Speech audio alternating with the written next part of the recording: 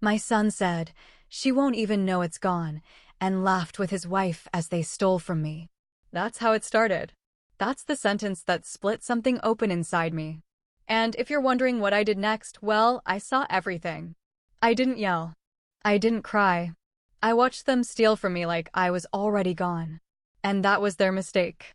They say a mother always knows. But no one tells you what it feels like when your knowing becomes a curse.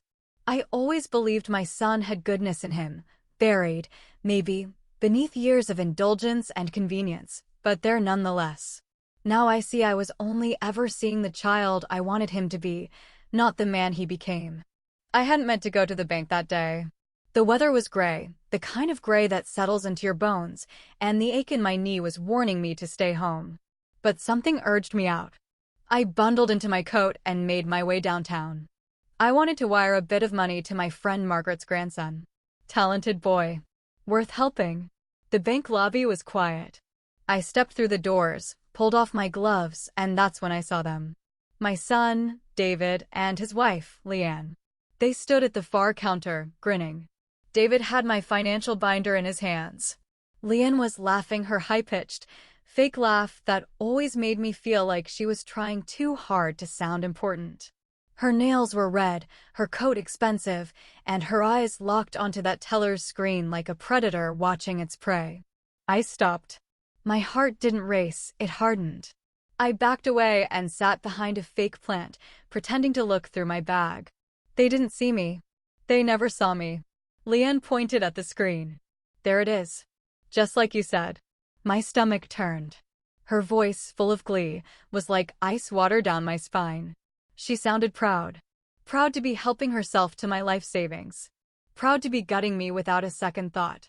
David hesitated. He looked around, nervous. Like he knew it was wrong. Like he knew what it meant to hold that binder. What if she finds out? He whispered. That question hit me hard. He still called me she. Like I wasn't even a person. Like I was a problem to be avoided, not a mother to be respected. Leanne rolled her eyes. She won't. She's not paying attention. She thinks you're still her baby boy. Every word she said was a stab.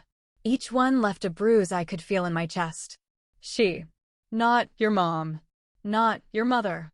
Just she. Like I was some burden. Some old woman who existed to fund their life. The way she said it, so certain, so cold, it made me feel invisible, like a relic gathering dust. I wanted to stand up, but I didn't. I stayed and listened. My fingers clenched around the strap of my purse. I felt heat rising behind my eyes, but I blinked it back. I wouldn't give them that. David laughed. He laughed. It wasn't a big laugh. Just a chuckle. But it made my cheeks burn. He laughed at me. I remembered sitting by his bed through fevers. Staying up nights while he studied. Skipping meals so he could go on class trips. I remembered every ride to practice. Every little note I packed in his lunch. And now he was laughing. The teller asked for ID. David gave them a copy.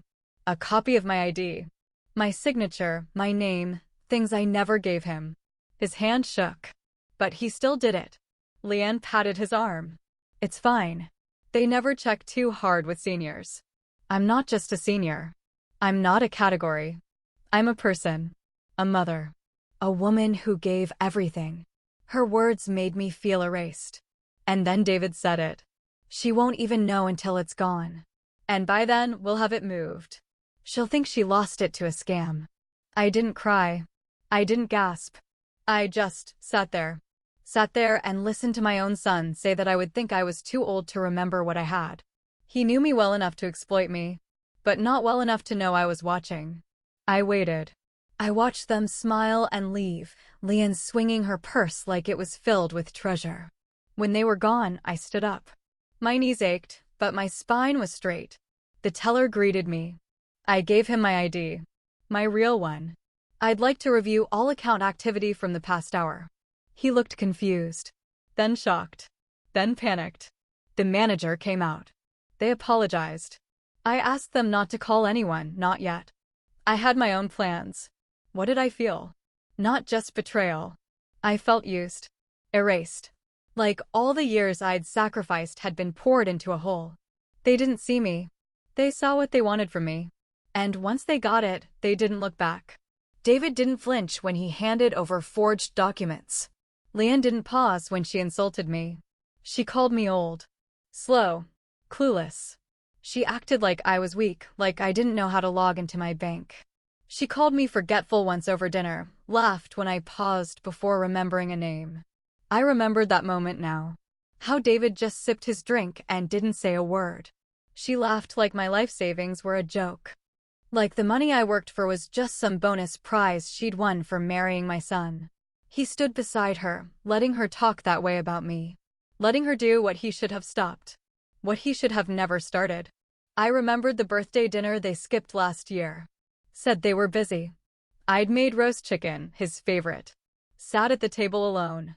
I remembered the time I asked if they needed help with a down payment, and Leanne smirked. We're not looking to live anywhere boring. As if my home, the one I'd built with his father, was something to scoff at. That smirk stayed with me. It joined all the other little slights. The times they didn't visit. The holidays where I was too much trouble. The gifts they regifted. The messages left unread. I walked out of that bank with quiet fury. By the time they celebrated their success, I had already called my lawyer. Changed everything. Moved what they hadn't touched. They thought they won. But they don't even know what they've set in motion. This isn't about money. It's about being seen. Being respected. And for the first time in years, I'm finally going to make sure they see me. Not the way they expect, but the way they deserve. I didn't sleep that night. I couldn't. The apartment was quiet. Too quiet. The kind of quiet that hums inside your ears, that keeps you from turning off your thoughts. I lay there on the couch because I didn't want to go into the bedroom. That room was filled with too many reminders, old photos on the dresser, the wool sweater I hadn't worn since my last trip to the mountains, the worn slippers by the bed that David once bought me on Mother's Day. When gifts still meant something. I stared at the ceiling and replayed the scene over and over again. Leanne's voice, smug and light. There it is. Just like you said. It wasn't just what she said, it was how she said it. Like she was proud. Like she was entitled to it. Like the money was a reward she was finally claiming after all these years of tolerating me. And David's laugh, his small, cowardly chuckle. That one hurt the most. He didn't just allow it. He joined in. My son, the boy I had held in my arms after his first heartbreak, the one I'd driven to college with a trunk full of folded laundry and secondhand textbooks. He used to call me every Sunday. When Leanne first came around, those calls started getting shorter. Then they came every other week. Then only on birthdays. Then not at all unless I called first. I should have seen it. I should have heard it in his tone, the way his voice always sounded like it had one foot out the door. She never liked me. That much was always clear. From the first dinner when she smiled too much and talked over me, I knew.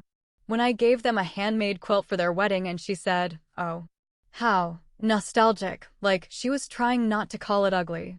When she made jokes about my cooking being too old-fashioned. When she bought David designer clothes and said, "We've got to modernize you, babe," while giving me a look like I was the past dragging him down. But I never thought she'd take him with her. Not completely. Every visit became shorter. Every holiday more awkward. They started bringing their own dishes to Thanksgiving. Vegan stuffing. Gluten-free pie. "We're trying something new," Leanne said, while pushing my apple cobbler to the side like it was unclean.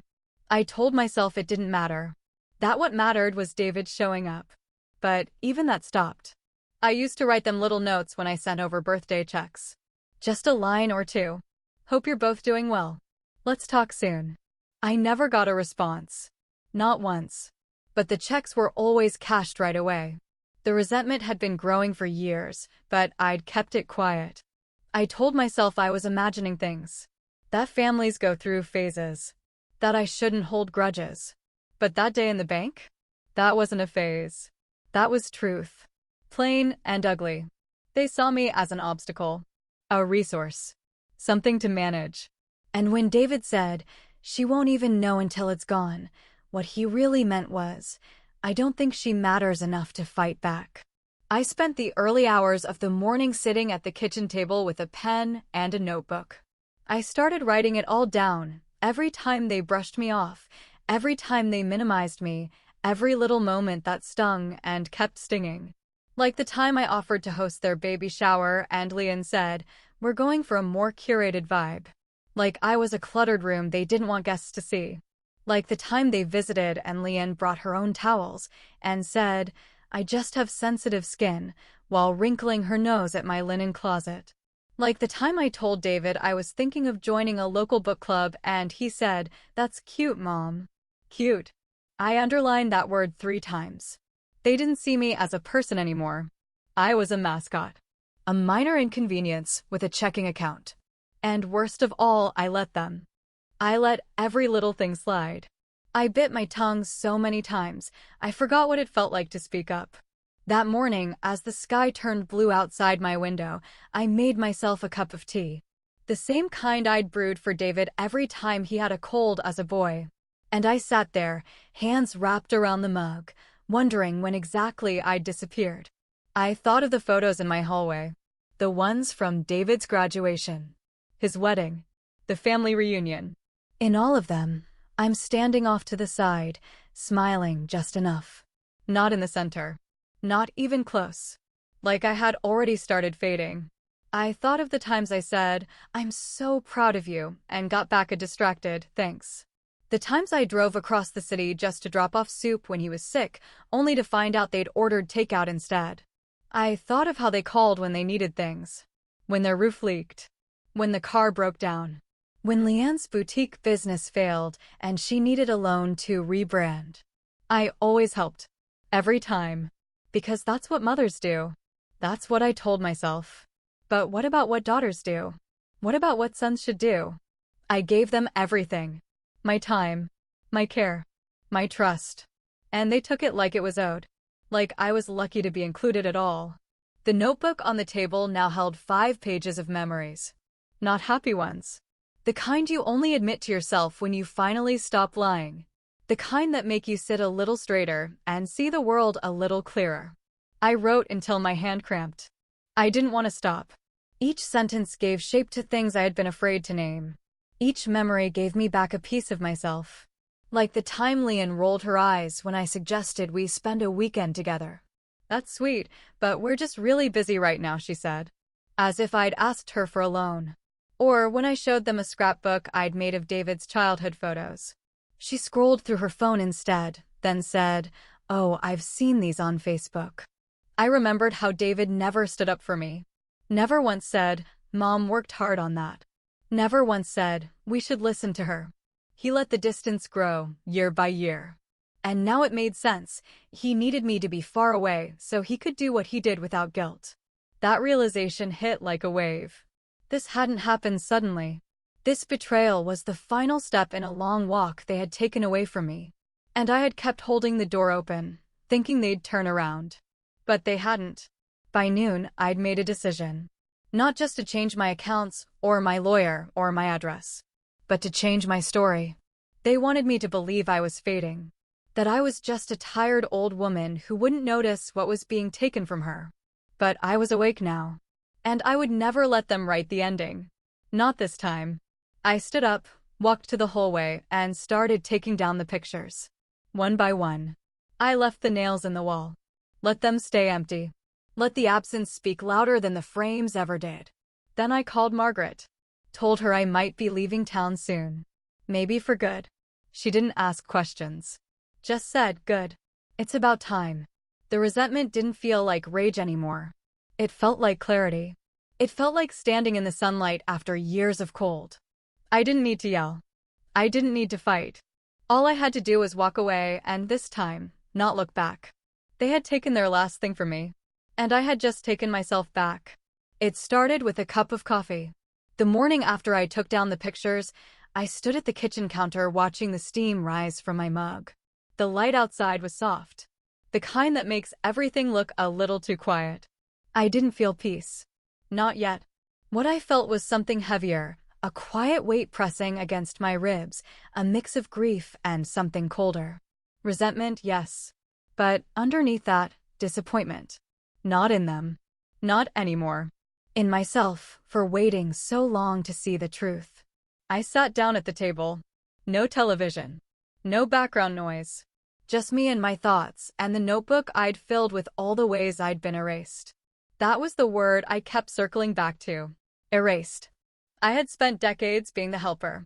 The backup. The one who didn't need thanks because you're just that kind of person.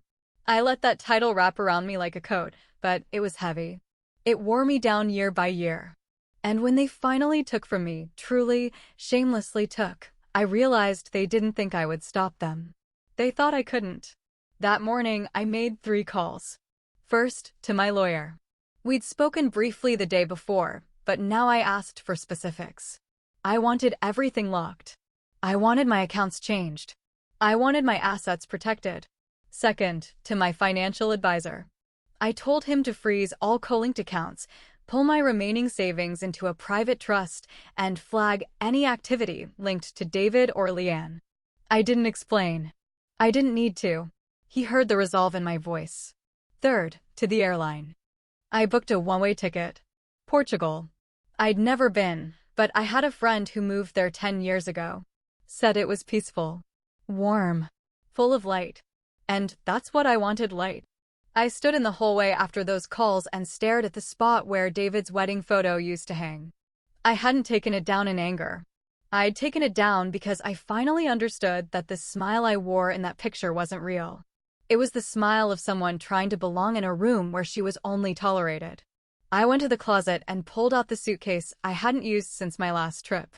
I packed slowly. Not with sadness. With intention. One dress. My favorite scarf.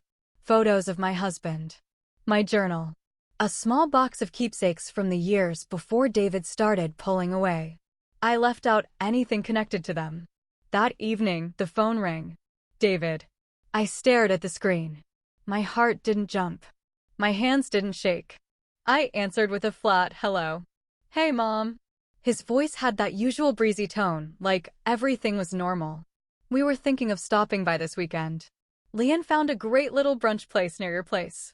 My eyebrows lifted. That's how he was going to do it? Pretend like the bank never happened? Like I hadn't seen it all with my own eyes? I'm not going to be here, I said. A pause. Oh? Where are you going? I didn't answer. He tried again. Well, we were hoping to talk. Just check in. You've seemed kind of distant. Kind of distant. The words made me want to laugh. Not because they were funny, but because of how easy they made it sound. As if I had just drifted a little, like a balloon on a breeze. Not because he'd cut the string years ago. I didn't reply. I let the silence speak. Eventually, he mumbled something about calling later. I hung up. After that, I unplugged the landline. It was raining that night. A soft, steady rain. I sat by the window, watching the drops trail down the glass. It felt like a kind of cleansing.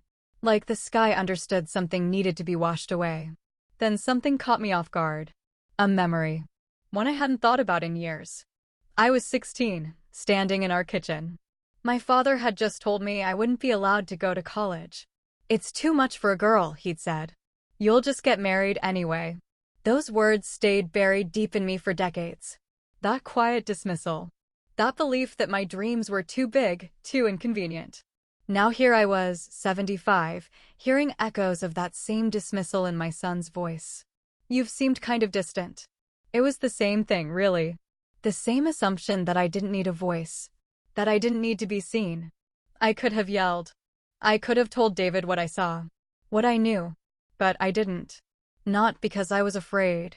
But because I knew it wouldn't matter. Not to him. I chose silence.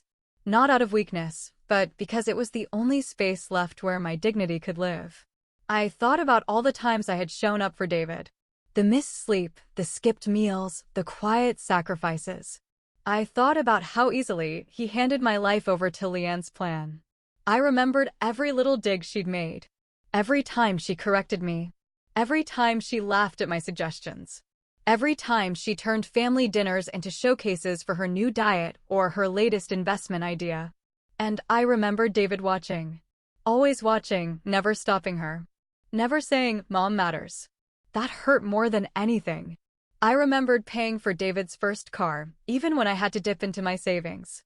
When I visited last year and saw that car gone, replaced with something newer, flashier, he didn't even mention it. Not a word of thanks.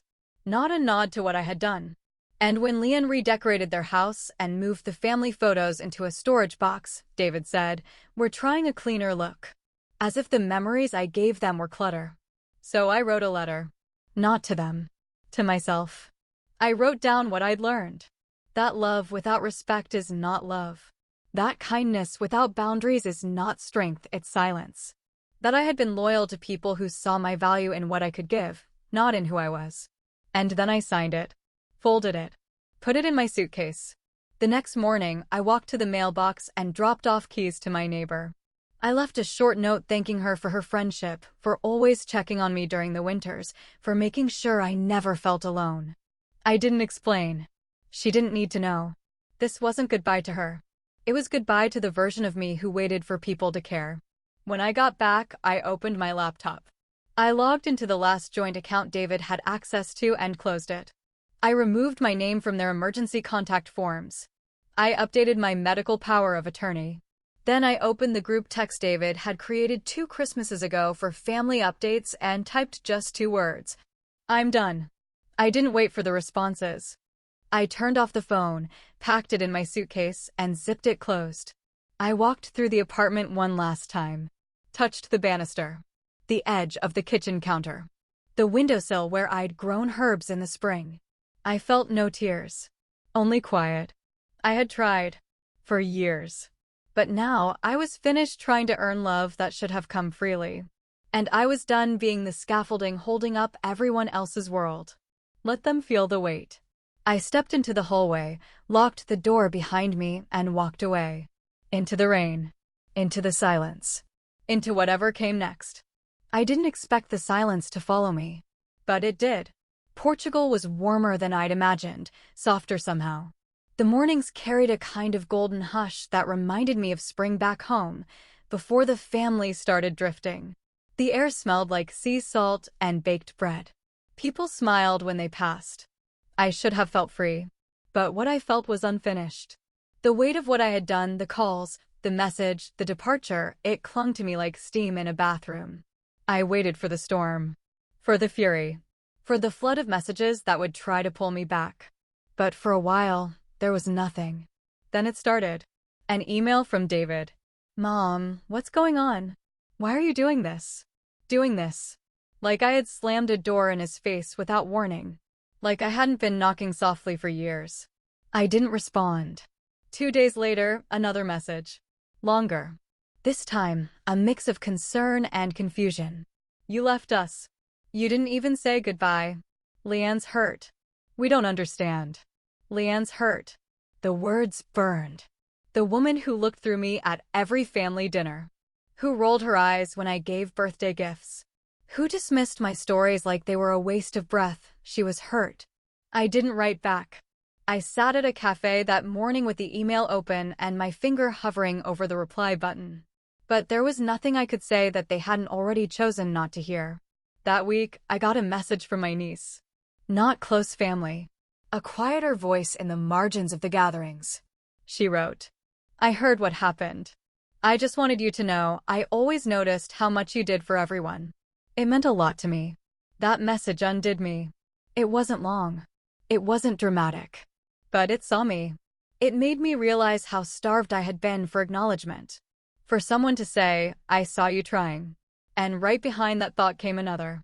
I had been trying so long to keep everything intact, I didn't notice when I became the thing they leaned on too hard. The storm finally came the following Sunday. Not through words. Through absence. It was David's birthday.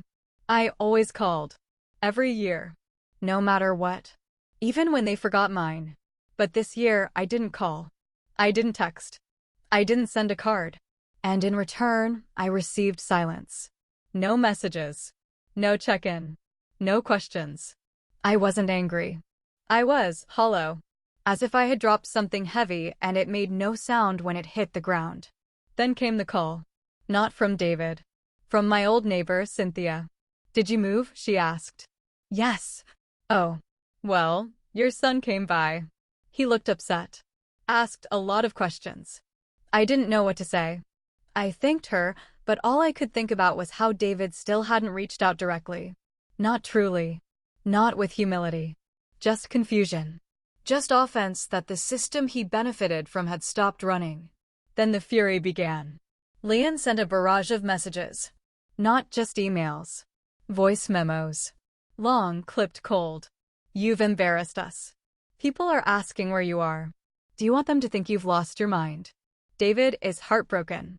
He keeps saying, "What did I do so wrong? You abandoned your own son. Who does that? You're ruining everything. We were going to make plans for Christmas. You're just gone. Gone." That was the point. Then came the group text from David's cousin Beth. Someone I'd never been close with, but who always watched from the sidelines. "I think what you did was cruel. Ghosting your family like that, it's selfish. People looked up to you." I stared at the message, feeling my pulse slow. So now I was cruel. Because I stopped giving. Because I stopped holding them all together while they chipped away at me. I didn't reply. But the flood didn't stop. David finally sent something real. "You really cut us off. You cut me off. What did I do that was so unforgivable? I've always been your son." He had. But he had also been the one to smile while letting me disappear. I lit a candle. Not for them. For me. And I wrote again. This time, not a journal entry. A letter I wouldn't send. But one I needed to say. "Dear David, I loved you more than I ever said aloud. More than I knew how to show sometimes. But I see now that love without respect becomes servitude. I was not made to be the quiet fixer of your life. You didn't lose me overnight. You lost me in pieces. When you didn't stand up for me. When you let her belittle me. When you stopped looking at me like I was someone you admired and started looking at me like a bank. I am not bitter. I am awake. And I will not be returning to sleep. Mom." I folded the letter. Placed it in a drawer. Next to my passport and my new favorite teacup. I was alone. But I wasn't lonely. Not anymore. They called it abandonment. I called it remembering myself. And I wasn't going back. But the most unexpected thing happened a week later. A letter. Not from David. Not from Leanne. From Leanne's sister. It arrived through the guest house's front desk. The envelope was pale blue and handwritten. Inside was a single sheet. "I know we've never spoken. But I wanted to tell you I saw everything. The way they used you. The way you kept showing up. I'm sorry for my part in staying quiet." I read it 3 times. Someone else had seen it too. And that was enough to let me exhale for the first time in weeks. I stood by the window, looking out at the street below. My tea had gone cold, but I didn't mind. For the first time in a long time, I didn't feel invisible. I had been seen. And I was finally free. It's strange how quickly peace can feel like guilt, especially after a lifetime of serving others. Every morning, I sat by the window of my small rented apartment in Lisbon and waited for the guilt to go away. The sun would warm the tiled rooftops, casting gold across the walls. Locals would greet one another with gentle smiles. Life moved slowly here, like it had nothing to prove. But my mind still rushed. The first week, I kept checking my inbox, expecting more attacks. More shouts disguised as messages. But after that final barrage, they stopped. Their silence was louder than their fury had been. And I realized something. They weren't trying to reach me. They were trying to shame me into coming back. When I didn't, they lost interest. What replaced the guilt was clarity. For the first time in decades, I didn't have to rush through the morning or hold my breath waiting to be needed. No emergencies. No passive-aggressive reminders about birthdays, bank accounts, or brunches. Then came the unexpected.